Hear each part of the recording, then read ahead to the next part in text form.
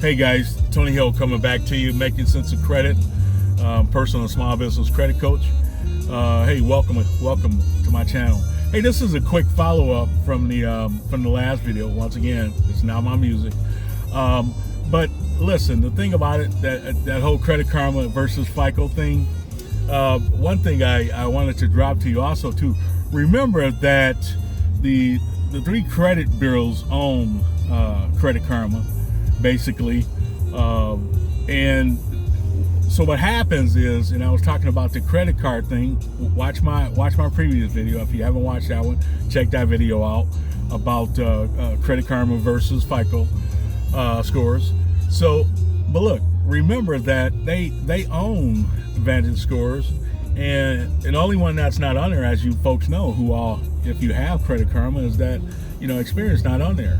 But the reason they refer those cards, those credit cards and loans and things to you, is that because they get, and it's in their fine print, you can check it out, that they make a commission every time you guys sign up and go to one of those cards or one of those sites that's offering, when they put those offers out there. But realize that some of those scores, if you are incorrect. So if you're let me just turn this down. If your scores are higher on Fico scores, then you're going to get a better card. Then you don't have to apply for some of these cards with with a higher with a fee. Some of these $99, $89 fees that they have out there. You could typically get a better card. This versus getting the Indigo card or a Milestone or some of these cards you probably never heard of, or Reflex or whatever these cards are, and there's a bunch of them out there.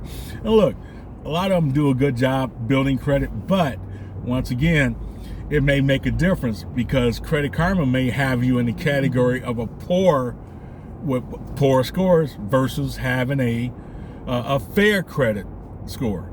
And sometime, once again, if you watch that video I did before this one, the client had Equifax was 59 points higher on Fico and 60 points higher on Transunion.